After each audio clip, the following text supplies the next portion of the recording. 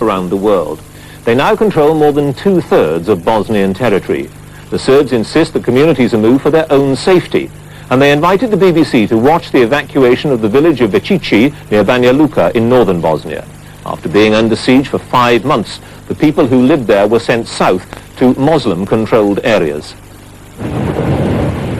Cautiously, the Serbian mayor drove ahead of us and his troops towards the Muslim village which had held out since June, defying a series of ultimatums in skirmishes which cost lives on both sides. Finally, the women, the children and the old men of Vecici left their houses as negotiated, together silent and apprehensive for evacuation. Their fighting men had escaped to the hills. With the guns, they'd refused to lay down. The 850 villagers, seen as no threat, shuffled with what they could carry from homes badly damaged in the 5 months that they'd backed an independent state for Bosnian Muslims. A tough nut to crack for Vecici, until now.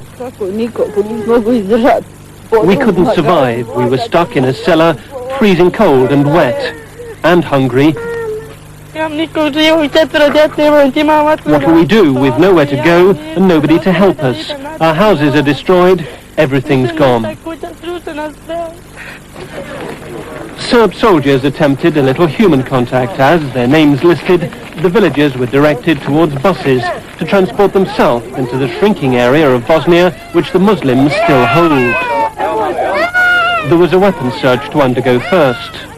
But for the Serbian authorities, the siege of Vecici had been resolved in a demonstrably decent way. I'm well aware that the world sees this as ethnic cleansing, the district mayor, Mr. Jokanovic, said, but we haven't thrown anyone out, they've decided to go.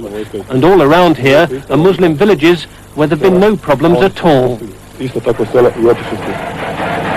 The former residents of Vecici weren't leaving on a one-way ticket, the Serbs claimed. They could return when things were more peaceful. None that we spoke to expected to.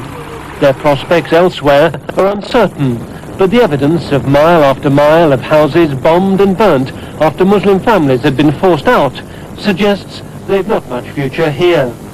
Mike Donkin, BBC News, Northern Bosnia.